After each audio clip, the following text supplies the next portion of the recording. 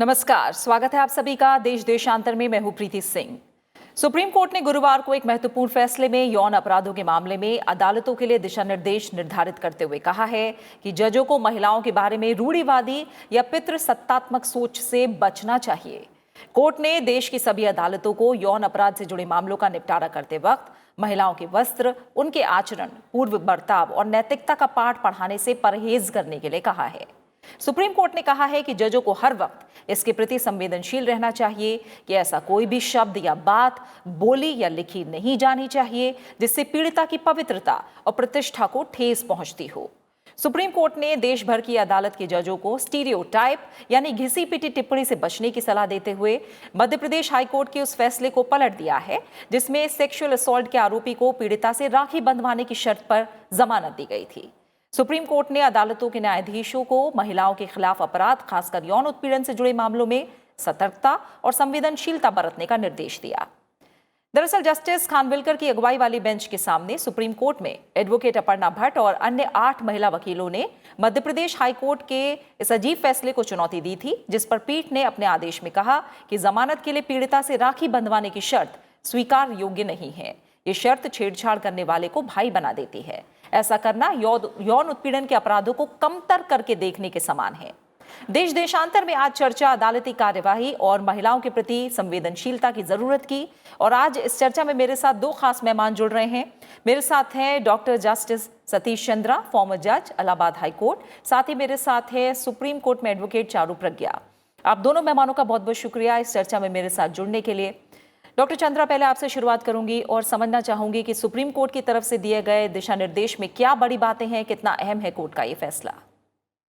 देखिए, जहां तक संवेदनशीलता का सवाल है जी, वहां पर तो जब बेल देनी है उसके लिए गाइडलाइंस ऑलरेडी प्रेस्क्राइब्ड हैं।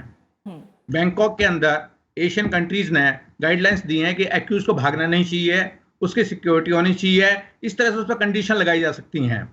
लेकिन कहीं भी ये प्रेस्क्राइब नहीं है कि राखी बंधवाई जाए। ऐसा कोई लॉ में नहीं प्रोविजन किया गया है और इस तरह से कुछ भी नहीं है। तो ये तो आउट ऑफ द लॉ जो है उनको पनिशमेंट दिया गया है या ये सजेशन दिया गया है which is not permissible in law. हमें तो जो जज है उसको जो कानून का पालन करना चाहिए और जो कानून के अंदर पनिशमेंट प्रेस्क्राइब्ड है, जो थ्योरी प्रेस्क्राइब्ड है, उसी के अनुसार उसको पनिशमेंट देना चाहिए।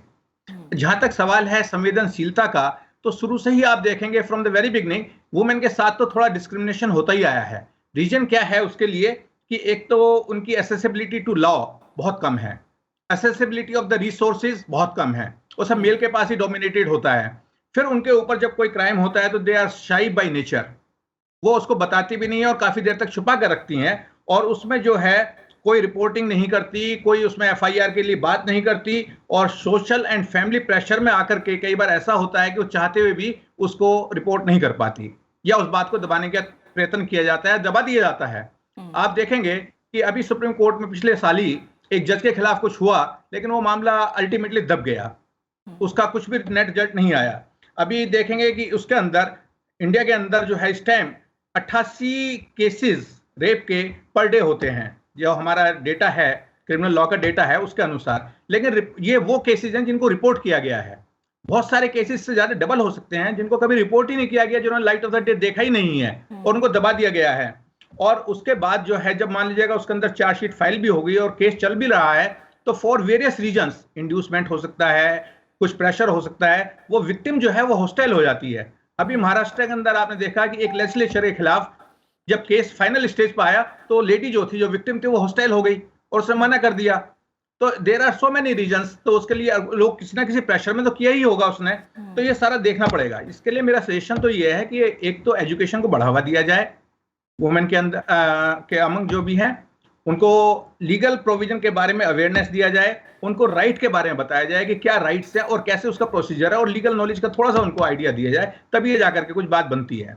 दूसरा एस्पेक्ट अगर आप देखेंगे, ये तो मैंने बताया जब वुमेन जो है विक्टिम है, एक जगह वुमेन क्रिमिनल भी हो सकती है, लेकिन वो जो केसेस हैं कॉमनवेल्थ कंट्रीज की स्टडीज है 5 या 10% के बीच में है ओनली।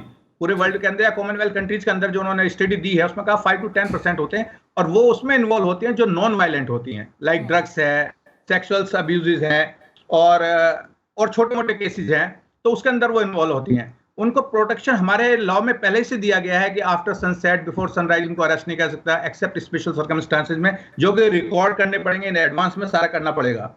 अब आप कोर्ट में भी देखेंगे तो फैमिली कोर्ट के अंदर भी वुमेन का एक एटीट्यूड रहता है कि बच्चे की कस्टडी उसको मिल जाए, उसको मेंटेनेंस मिल जाए, क्योंकि वो उसकी सिक्योरिटी नहीं है। मेल जो है वो प्रोवाइडर है, मदर जो है या वुमेन जो है वो नर्चर है, वो बच्चे को पाल सकती है, लेकिन प्रोवाइडर जो है फाइनेंशियल रिसोर्सेज तो मेल के पास है मेनली जो है इंडिया के अंदर। तो वो सारा इस पे एस्पेक्ट देखा जाए। और जहां तक पनिशमेंट का सवाल है तो लॉ उनको पहले से ही फेवर करता है। आप देखेंगे कि फीमेल को लेस पनिशमेंट मिलता है, लाइटर पनिशमेंट मिलता है, 33% less than a male person as per the study जो है वो मिलता है। तो लॉ का तो प्रोटेक्शन को है ही है। अब आता है सवाल आपका जजेस का, कोर्ट बिहेवियर का। कोर्ट बिहेवियर में क्या है कि जो जजेस हैं उनकी अपनी आइडियोलॉजी होती है, उनकी अपनी बैकग्राउंड होती है, उनका अपना एक्सपीरियंस होता है, वही रिफ्लेक्ट करेंगे, वही उसमें रिफ्लेक्ट करता है कि उनका क्या एप्टीट्यूड रहा है। और उनको, जैसे मैंने पहले ही कहा था, कि उनसे ये अपेक्षा की जाती है कि वो पनिशमेंट अकॉर्डिंग टू लॉ दें, not according to their own wisdoms, not according to their experience. कई बार ऐसा होता है। अभी आप देखेंगे कि एक केस के अंदर दिल्ली को 30 हजारी के अंदर लड़की ने उनमें कंप्रोमाइज करा दिया, जो कि हमारा एप्टीट्यूड होता है कि भाई किस तरह कंप्रोमाइज करो, केस को खत्म करो, माफी मांग लो, राखी बंधवा लो, ये कर लो, इस तरह से प्रेशर आता है। तो उसमें जब आ गया तो फिर उसने उनको कहा, विक्टिम को, जो ऑफेंडर था उसको कहा कि भाई आपके सिर पर चप्पल रखो और पूरे कोर्ट का चक्कर लगा के आओ और इनसे माफी मांगो। This type of punishment is not prescribed in the law. How they can ask, या इनसे माफी मांगो या इनको जो है इतना पैसा दे दो। हाँ ठीक है, मुस्लिम लॉ शरीयत के अंदर है कि पे the money for the blood, लेकिन यहाँ तो नहीं है। तो इसलिए जो है अकॉर्डिंग टू लॉ हमें उसको पालन करना चाहिए और अकॉर्डिंग टू लॉ उसको देखना चाहिए। और जो है जैसे राखी बंधवाने वाला केस आया है, ये कहीं प्रेस्क्राइब नहीं है लॉ के अंदर। इस तरह का कोई फनी जो है पनिशमेंट नहीं देना चाहिए, और जो लॉ के अंदर दिया गया है वही दें। और इसको जो है वुमेन के जब केसेस आते हैं तो बहुत ही पेशेंट हियरिंग करनी पड़ती है कोर्ट के अंदर, क्यों वुमेन अपनी बात को स्पष्ट रूप से कभी नहीं रख पाती, वो इधर उधर की बातें ज्यादा करती हैं, तो उसको बहुत ही पेशेंट हियरिंग देनी पड़ती है उसके अंदर, कोर्ट के अंदर। और उसके अंदर मेरा एक सजेशन ये है कि जो फीमेल जजेस हैं उनका नंबर बढ़ाया जाए। अभी आप देखेंगे सुप्रीम कोर्ट के अंदर केवल 2 जजेस हैं 34 में से, 34 में से। आप दूसरे जगह देखेंगे हाई कोर्ट के अंदर हार्डली 10 और 15% जजेस हैं जो फीमेल हैं। तो इनका नंबर ऑफ जजेस जो है फीमेल का बढ़ाया जाए, ताकि वो वुमेन की बात वुमेन बहुत अच्छी तरह समझ सकती है और उसको निपटाया जा सकता है। बिल्कुल। बेल ग्रांटेड करने के लिए जो गाइडलाइंस प्रेस्क्राइब्ड है हमें उन पे चलना चाहिए और उसी के अकॉर्डिंग देना चाहिए। इसके लिए जजेस ट्रेनिंग दी जा सकती है। भोपाल एकेडमी हमारी है। ट्रेनिंग वाले पार्ट पे डॉक्टर चंद्रा मैं आपसे कुछ ही देर में कमेंट जरूर लूंगी। बहुत डिटेल में आपने और बहुत अच्छे तरह से हमें समझाया कि ये जो समस्या है संवेदनशीलता की कमी को लेकर, इसके अलग अलग पहलू क्या हैं। चारू प्रज्ञा, एक महिला होने के नाते, एक एडवोकेट होने के नाते, दोनों ही नज़रियों से मैं आपका नज़रिया समझना चाहूँगी। आपको क्या लगता है मौजूदा न्याय व्यवस्था में ऐसी क्या दिक्कतें और इनके पीछे क्या वजह है जो इस तरह की घटनाएं सामने आती हैं? प्रीति, सबसे पहले तो मैं सुप्रीम कोर्ट की इस बेंच का धन्यवाद करना चाहूंगी कि इस तरीके का जजमेंट लिखा गया, जहां ना ही केवल एक पुरानी गलत जजमेंट को करेक्ट करा गया, आने वाले समय के लिए बाकी सारे हाई कोर्ट्स को एक गाइडलाइन जो दी गई है, इससे महिलाओं का बहुत फायदा होगा। मैं अपने को पैनलिस्ट रिस्पेक्टेड सर की बहुत सारी बातों से सहमत हूँ, लेकिन मैं सर की एक बात से सहमत नहीं हूँ। ये जो हमने जेंडर डिवाइड अपनी सोसाइटी में बना रखा है कि एक महिला की बात सेंसिटिविटी के साथ एक महिला ही समझ सकती है, ये हम क्यों मान के चलते हैं? क्यों हम पुरुषों को इस तरीके से पढ़ा लिखा नहीं सकते, इस तरीके से उनकी वर्कशॉप नहीं कर सकते, उनकी ट्रेनिंग नहीं कर सकते कि वो भी जेंडर सेंसिटाइजेशन को सीख ले? और ये कमी हमारे सिस्टम में है। जो भी आप प्रोफेशन की बात करें, चाहे वो वकालत हो, चाहे वो जजेस हो, चाहे वो हमारी पुलिस फोर्स हो या क्राइम करने वाले लोग भी हों, ये हमारे समाज का रिफ्लेक्शन होता है, समाज का आईना होता है। और जब तक हम इस कोर प्रॉब्लम पे काम नहीं करेंगे, सिर्फ पुलिसिंग करने से या जजमेंट लिखने से हमारी समस्या दूर नहीं हो जाएंगी। केवल ये वाला केस नहीं है जिसमें एक राखी का इंसिडेंट आ गया, थोड़े दिन पहले और भी कुछ केसेस हुए थे, पॉस्को के केसेस हुए थे। महाराष्ट्र का एक केस था जो पढ़ने के बाद मैं खुद बहुत पीड़ित हुई थी, क्योंकि उसमें सेक्सुअल असॉल्ट की डेफिनेशन को ही जज साहब ने बदल दिया था, और जिस तरीके से बदला था वो कोई प्रोग्रेसिव तरीका नहीं था। सर ने बहुत सही बात बोली, जजेस की महिला जजेस की जो संख्या है वो बहुत छोटी है, केवल 6% महिला हमारे देश में जजेस हैं और 6% बहुत छोटा सा नंबर है। यहाँ 50% की महिलाओं की आबादी है, तो क्या हम कम से कम 20, 25, 30, 40% जजेस को महिला नहीं रख सकते? 50 की बात हम ना भी करें तो। और उसके अलावा जो सीनियर एडवोकेट्स भी लेडीज बनती हैं, हमारे सुप्रीम कोर्ट में केवल 17 सीनियर एडवोकेट्स हैं जो महिलाएं हैं। मैं एक चीज और बोलना चाहूंगी, बहुत मेहनत हो रही है हमारे समाज में, जो रिस्पेक्ट शैटर कर दी गई है हमारी कानून व्यवस्था की, ये मानकर कि पुलिस स्टेशन में भी महिला को न्याय नहीं मिलेगा, कोर्ट में जाकर भी महिला को न्याय नहीं मिलेगा। उनके लिए पहले से ही बहुत मुश्किल है अपने घर से निकल के जाना, उनके लिए पहले से ही बहुत मुश्किल है जाके कंप्लेन लिखवाना या कोर्ट में जाके कोई केस को लड़ना। इस तरीके की इनसेंसिटिविटी के साथ जितनी महिलाएं आगे आती हैं, वो संख्या भी कम हो जाएगी। और ये हर जज का, चाहे वो महिला हो या पुरुष हो, एक वर्कशॉप होना अनिवार्य है। उस वर्कशॉप में जेंडर सेंसिटाइजेशन, जनरलाइजेशन ना हो, इन सब चीजों की सीख देनी ही चाहिए। और ना ही केवल जज बनने पर, ये शायद जब आप बार का एग्जाम लिखते हैं तभी हो जाए तो कितना अच्छा रहेगा। बार का एग्जाम तो आजकल हर वकील लिखता है। इस चीज पर हम इतना स्ट्रेस नहीं देते। एक लॉ लिख दिया जाता है, एक लॉ एनैक्ट हो जाता है, लेकिन उस लॉ को इंटरप्रेट कौन कैसे करता है, इस पर बहुत चीजें निर्भर रहती हैं। और चाहे वो महाराष्ट्र हाईकोर्ट के जज हों, चाहे इस केस में जिन्होंने राखी बांधने की सलाह दी या पीड़िता के साथ शादी करने का प्रश्न पूछा, जो इस तरीके की सलाह देते हैं वो जज हो, या सुप्रीम कोर्ट के ये वाले जज हैं जिन्होंने ये बहुत स्ट्रॉन्ग गाइडलाइंस लिख कर दी है। ये हमारे मेंटल स्थिति का, हमारी मानसिक स्थिति का रिफ्लेक्शन है, और ये हमको स्कूल की टाइम से फाइट करना पड़ेगा। हमें एजुकेशन, जब लीगल एजुकेशन मिलती है तब फाइट करना पड़ेगा। लेकिन एक ट्रेनिंग होना बहुत जरूरी है, चाहे आप वकील बनने जा रहे हैं, चाहे आप जज बनने जा रहे हैं। महिलाओं को ये नहीं लगना चाहिए कि मैं इन लोगों के सामने जाकर अपनी बात नहीं बोल सकती। और जबकि मैं विमेन रिप्रेजेंटेशन की बहुत बड़ी एडवोकेट हूँ, मैं हमेशा कहती हूँ विमेन रिप्रेजेंटेशन बढ़ना चाहिए, चाहे वो कोर्ट्स के अंदर हो, पार्लियामेंट के अंदर हो, या सीनियर एडवोकेट्स हो जो महिलाएं हो। लेकिन मैं ये नहीं मानती कि पुरुष अपने हाथ झाड़कर ये बोल दें कि एक महिला ही महिला की बात समझ सकती है। ये गलत बात है, और इस सोच को ही हमको बदलना है। हमें ये कहना चाहिए, सेंसिटिव हमें सबके लिए होना पड़ेगा, चाहे वो एक पुरुष हो, चाहे वो एक महिला हो, चाहे वो एक बच्चा हो, चाहे वो एक जानवर या नेचर ही क्यों ना हो। सेंसिटाइजेशन सब लोगों का होना चाहिए और सब में होना चाहिए। बिल्कुल बिल्कुल डॉक्टर चंद्रा, जैसे आप और चारू प्रज्ञा दोनों इस बात पर जोर दे रहे हैं कि जो ट्रेनिंग है, जो वर्कशॉप है, उसमें इस चीज़ को ज़रूर शामिल किया जाए ताकि जो संवेदनशीलता है वो ज़्यादा से ज़्यादा बढ़े। साथ ही कोर्ट ने भी कहा है कि जो लॉ का पाठ्यक्रम है, विधि का पाठ्यक्रम है, उसमें लैंगिक संवेदनशीलता को शामिल किया जाए और हर जज को मौलिक प्रशिक्षण के तौर पर लैंगिक संवेदनशीलता पर प्रशिक्षण देने का मॉड्यूल विकसित किया जाना चाहिए। और एक तरह से हम देखें तो अभी आप क्या मानते हैं, पाठ्यक्रम में या ट्रेनिंग में क्या लैकिंग है, क्या कमी है जिन पर ध्यान देना चाहिए और कैसे इसे और बेहतर किया जा सकता है? देखिए, जैसे मैंने पहले ही कहा था कि जज का जो पुराना एक्सपीरियंस है या उसकी जो आइडियोलॉजी है, जिस समाज से वो आया, जिस वर्ग से वो आया है, उस पर काफी रिफ्लेक्ट करता है। जहां तक ये कहना है कि एक मेल जज जो है संवेदनशीलता को नहीं समझ सकता, वो कहना गलत है। अब तक आप देखेंगे 98% मेल जजेस हैं और वही वुमेन के लिए जस्टिस प्रोवाइड कर रहे हैं। जी। तो उसमें ये तो कहना ठीक नहीं है। दूसरी बात यह है कि जहां तक ट्रेनिंग का सवाल है, उसमें तो कोई दो राय हो ही नहीं सकती कि उसको ट्रेनिंग दी जाए। दूसरा यह है कि आदमी रूटीन वर्क करते करते भी थोड़ा सा हटकर उसको थोड़ा ट्रेनिंग चाहिए, उसको सुनना चाहिए।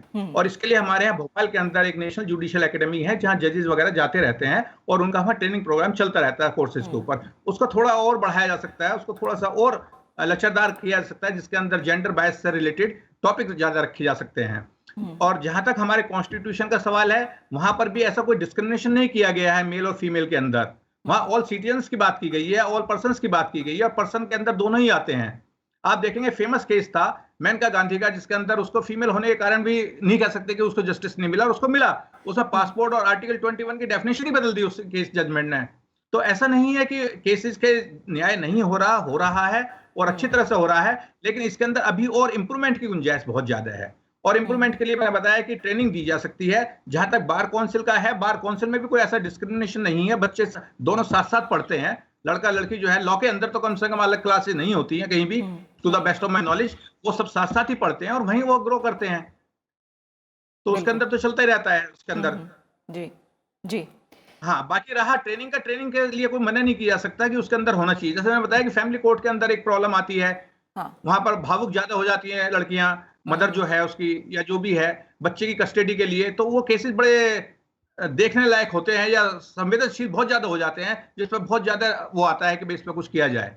बच्चा चीख रहा है, लेडी वहां चीख रही है कोर्ट के अंदर, तो एक माहौल ही वहां का दूसरा बदल जाता है। तो उन चीजों को निपटाने के लिए एक ट्रेनिंग, वहां से ही क्यों किया जाए, ट्रेनिंग दी जाए हमें। हम तो ये कहते हैं बचपन से सिखाया जाए, उसको लीगल अवेयरनेस के बारे में बताया जाए।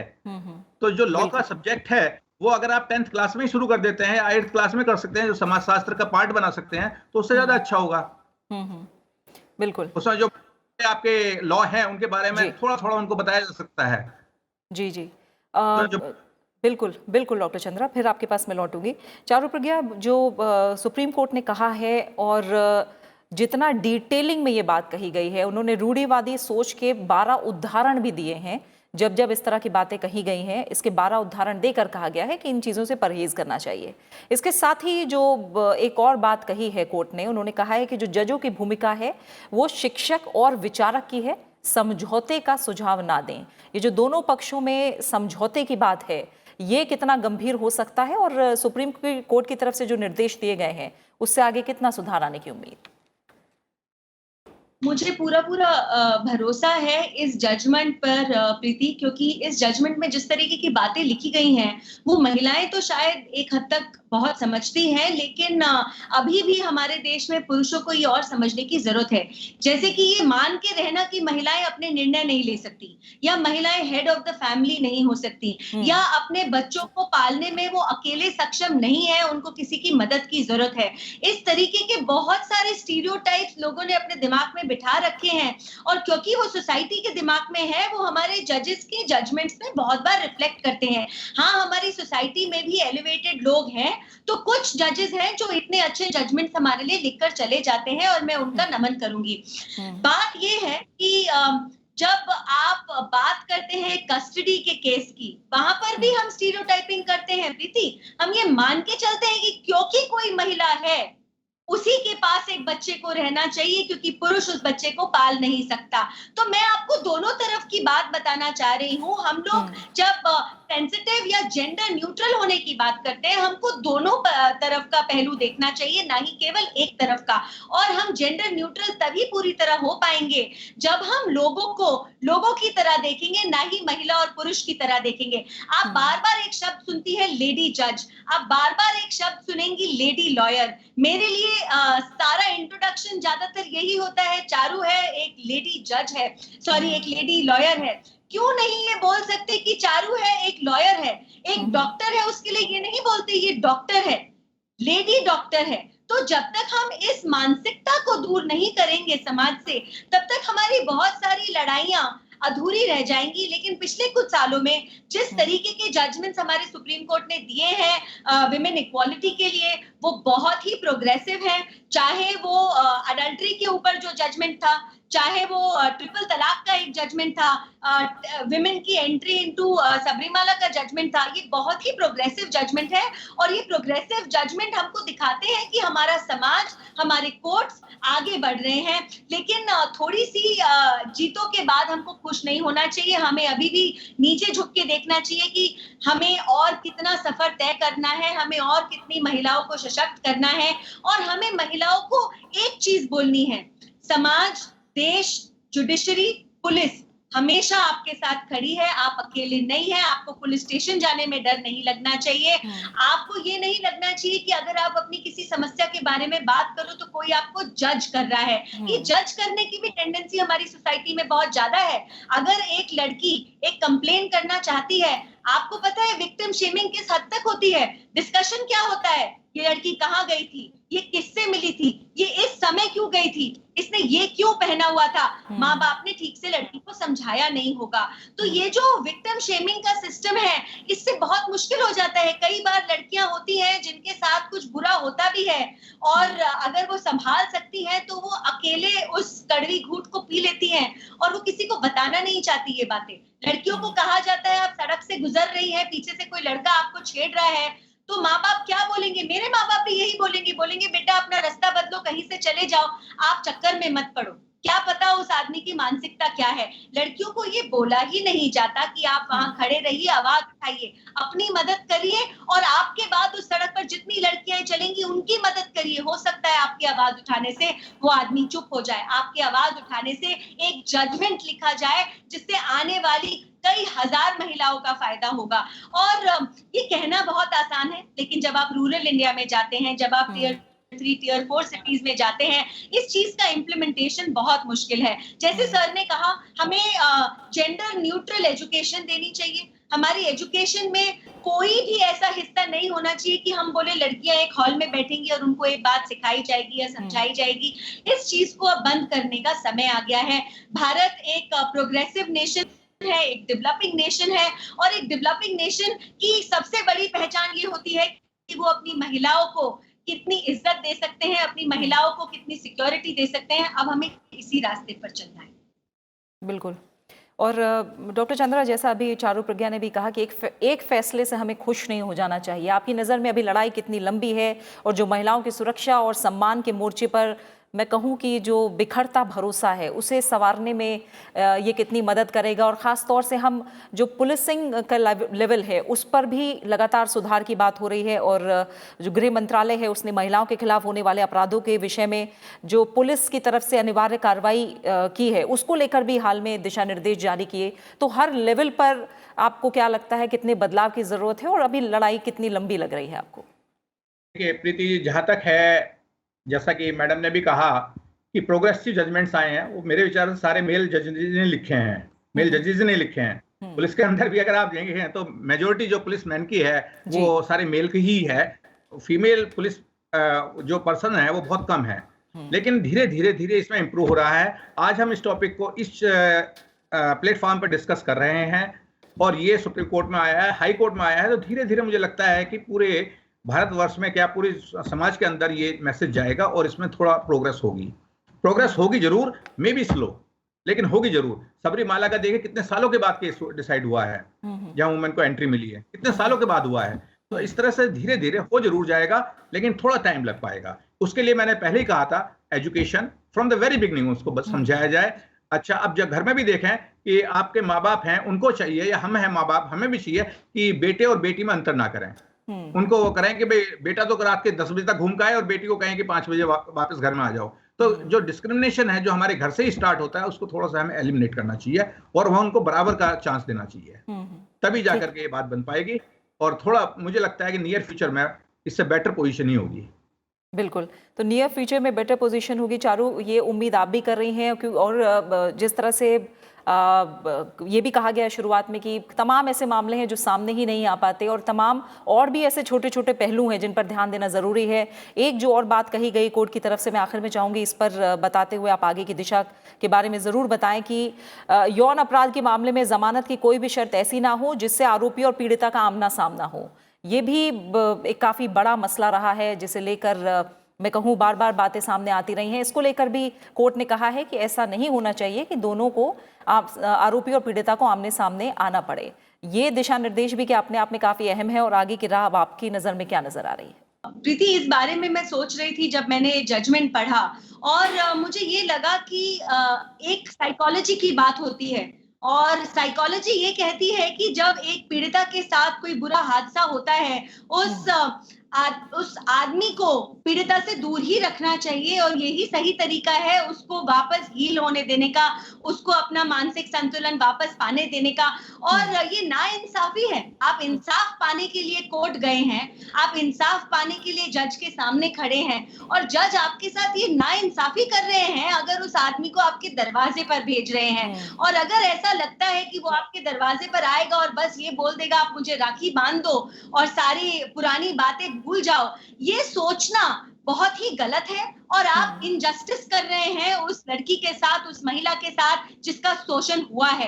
और ये सब चीजें हमें ध्यान में रखकर चलनी पड़ेंगी, और हमको ये देखना पड़ेगा कि साइकोलॉजी बहुत बड़ा रोल प्ले करती है। हम जब साइकोलॉजी की बात करते हैं एक क्रिमिनल को वापस रिहैबिलिटेट करने में, हम जुवेनाइल जस्टिस सिस्टम में साइकोलॉजी की बहुत बात करते हैं, लेकिन जो सेक्सुअल ऑफेंडर्स होते हैं, जो क्राइम अगेंस्ट वुमेन होते हैं, और उनके जो ऑफेंडर्स होते होते हैं, वहां पर हम साइकोलॉजी का इतना जी। इस्तेमाल नहीं करते जितना बिल्कुल। को करना चाहिए। हम्म। आप एक कुर्सी पर बैठकर ये नहीं मान सकते कि पीड़िता के मन की स्थिति, दिमाग की स्थिति आप पढ़ पा रहे बिल्कुल हैं, चारू। और उन चीजों के लिए आपको या तो डॉक्टर से गाइडेंस लेनी चाहिए या आपकी डिटेल में एक वर्कशॉप हो और ट्रेनिंग हो। और मैं वहीं घूमकर पुरानी अपनी बात पर आऊंगी, जब कोई जज बनने की ओथ लेता है या उससे भी पहले जब कोई वकील बनकर अपना बार एग्जाम पार करता है, उस समय एक वर्कशॉप होना अनिवार्य है जहां पर बिल्कुल। ये सब चीजें बताई जाए, चाहे वो साइकोलॉजी हो, चाहे वो जेंडर सेंसिटाइजेशन चारू। हो,